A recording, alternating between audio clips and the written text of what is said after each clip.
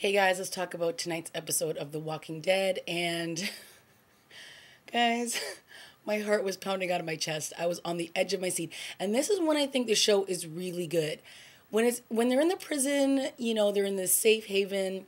It doesn't feel like there's a huge threat. A walker might come too close to the fence or might try to find their way in through, some weird crack in the wall, but it doesn't feel like there's a threat around every corner. And especially again when they were on the farm, the farm was just sort of, this really boring place to be, and they were by the water, so the walkers weren't really coming out until they all came out. And in this episode, it was like threat after threat after threat, and my heart was just out of my chest. So we start the episode off with Daryl and Beth, and everything is right immediately after they've left the prison. And it was very interesting to me that Daryl seemed to be the one with the defeated attitude. And Beth was like, let's go, pick up your bootstraps and let's go. Like, there's still survivors out there. I'll, look for the trail. I'll try to see where they went. Like, she was the one who was literally rallying up Daryl. And Daryl was like, it's like a lost cause. And then finally he kind of snapped out of it. But I thought, Daryl would be the one like, let's go. We got to go. We've got to find food. We've got to find shelter. And it was the reverse. It was almost like he has been through this one too many times, and Faith has gotten them nowhere. And he even says, look at what Faith got, look where Faith got your father. And that was really a heartbreaking thing for him to say to her. But it was true, they thought they had this great place. They thought they were going to be able to live there for, a long time.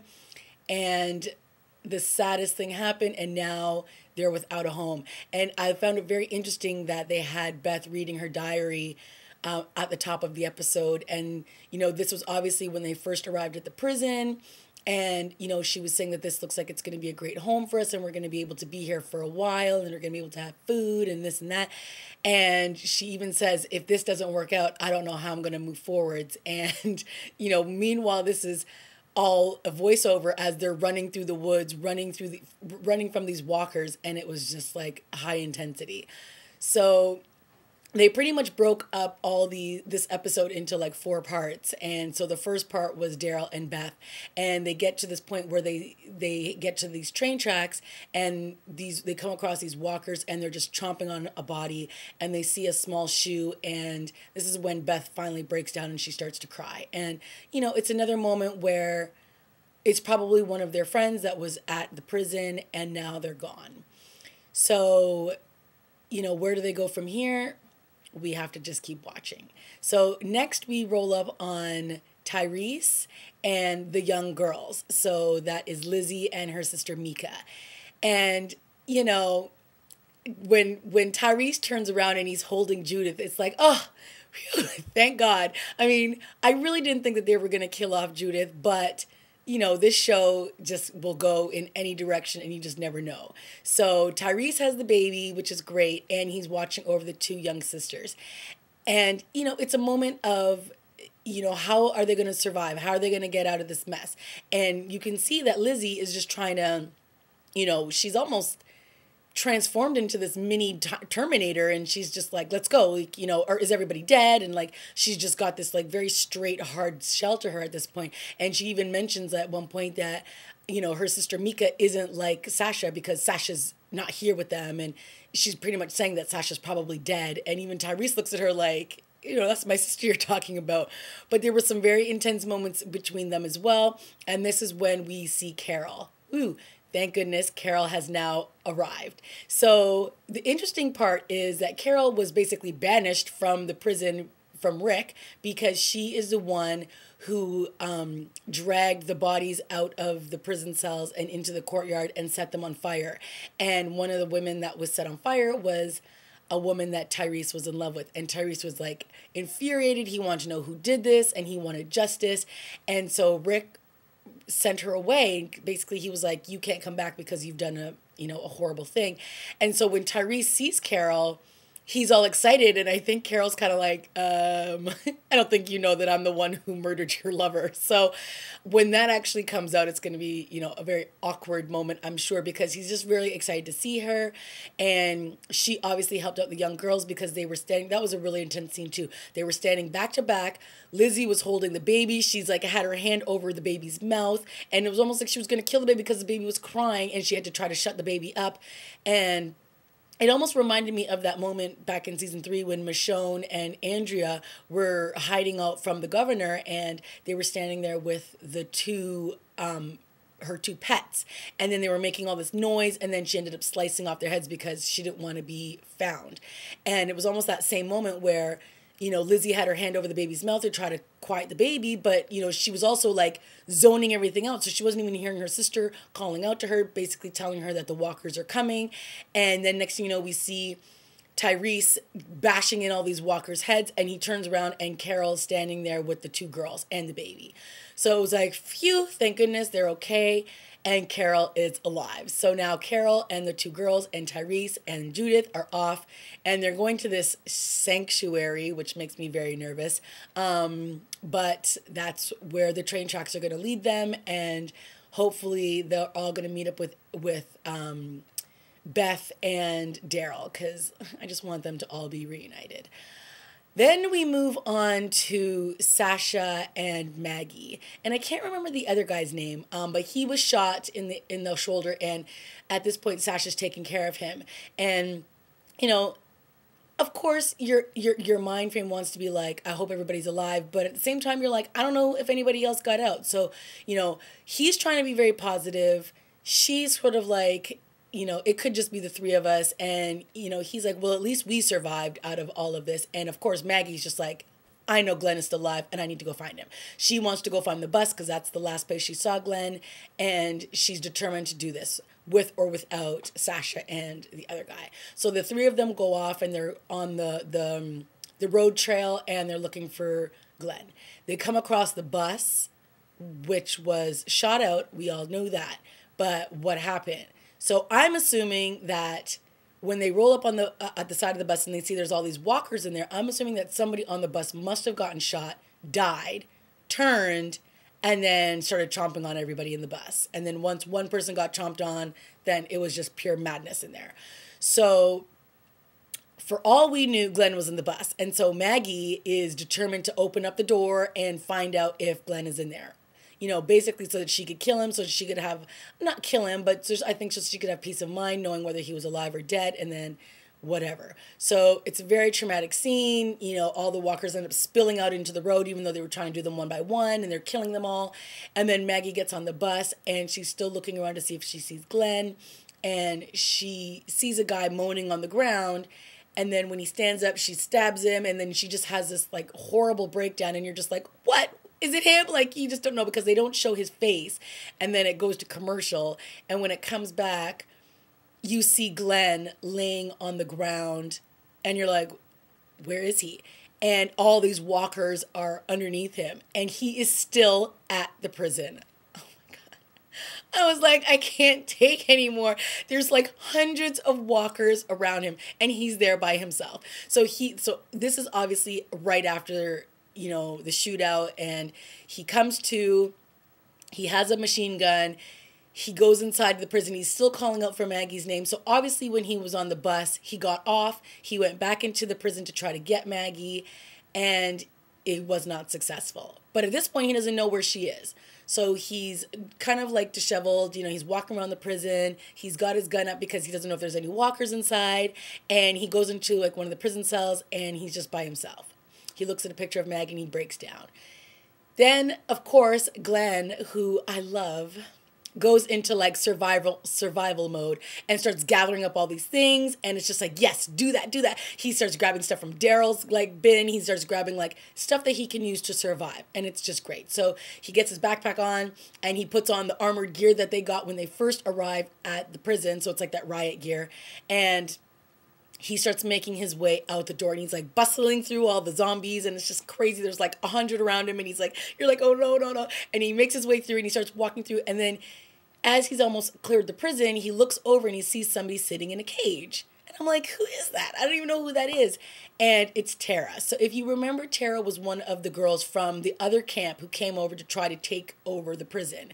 And she was the sister of one of the other girls whose daughter died. And she basically locked herself in this gate and is also surrounded by a bunch of zombies. And Glenn goes to her and he like gets inside the gate and he's basically like, what are you doing here? And he's like, listen, I need your help. We need to work together. We need to get out of here. And she's just zoned out. And clearly for her, she's just witnessed, the death of everybody. She realizes that she was completely brainwashed by the governor. And apparently her sister was mauled and was killed by a bunch of zombies. So she just saw her sister die. So she's in a complete state of shock. She has nothing to really live for, although she did put herself into the cell, into like this cage. So clearly she wants to save herself, but she has no sort of motivation to fight. She's sitting there with a full gun and she's just sitting there. So Glenn is basically like, snap out of it. Let's go. I need your help.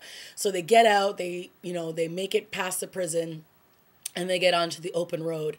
And when they get there, they're basically talking to one another and like, she's like, why did you come back for me? Like, why did you help me? And she's like, I was part of this group that did these horrible things. And this is when he finds out that Herschel is dead. And he's like, you can just tell he's devastated. And so now he is even more motivated to find Maggie. And she's like, how do you even know Maggie is still alive? And he's like, I need to believe. That's one of the things that Herschel taught me, that I just need to believe. And she's like, well, I want to be able to believe that too, but I don't know if that's actually going to be the truth. So they have this moment where they're just like kind of going back and forth on the road. But then, the walkers come out of the bush and, of course, Glenn goes into survivor mode and starts, stabbing them in the brain. And then she does too.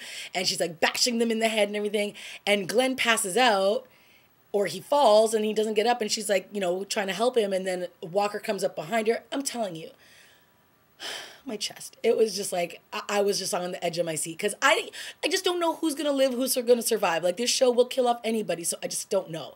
And so the Walker comes up behind her.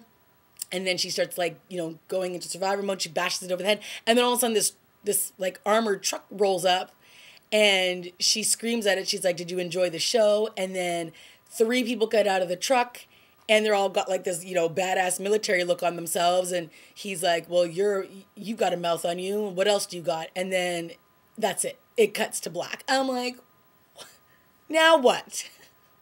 I'm like, I don't want to watch another season or half a season of like some other military type group that is just completely, on their own track of how to survive and can't let other people in. And I don't want to see that. But, this ending again was just sort of like, what?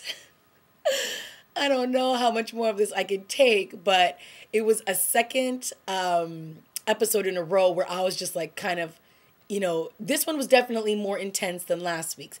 Last week's I thought was more, just a more of personal journeys between Rick, Carl, and Michonne. And in this one, it was pure survival. Like they were just running, they were, just trying to get out of the madness. And everything just felt so intense in this episode. And also because they broke it down into 3 different groups, there was more storytelling going on in quick clusters. So it didn't feel as heavy in terms of, like I said last week with the coming of age of Carl and just watching Michonne decide to live. But I tell you, this episode was intense and I loved every second of it. So it'll be very interesting to see how quickly they reunite everybody. I'm assuming they're not going to keep having this sort of separate episodes because, we're on the back half of the season and we don't want to keep seeing just like 1 or 2 people in each episode. I want to see the group back together again. But what I really was surprised at the most, I think, in this episode was Daryl. He really surprised me because just how defeated he looked. And I mean, I get it. Like, trust me, these guys have been through a war zone, but he's always just had that, let's go, we got to do this, we got to do that. Like, he's just always had this survival instinct. And just to see him so like defeated and deflated was like, wow, that was just showed you how brutal that prison destruction was on him. And I really like that. And then again, watching Glenn just go from, sad and not knowing who was around him and realizing he was all alone to just going into survival mode. Because I remember the very first time we see Glenn in season 1, it's him going with his group to get food and get supplies, and he's always in that mode of like, how can I get in, get out quick, get in, get out quick. So to see him get back into that mode, like, quickly just grabbing everything he could and just getting out of that prison and just moving was great to see.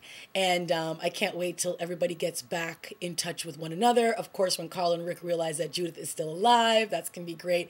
And I just hope that these new people, they're not a threat. It's not going to be sort of my way or the highway, get out. And we're just not going to have another governor situation on our hands, because can't we all just get along? Really? Seriously. The zombies are enough to deal with.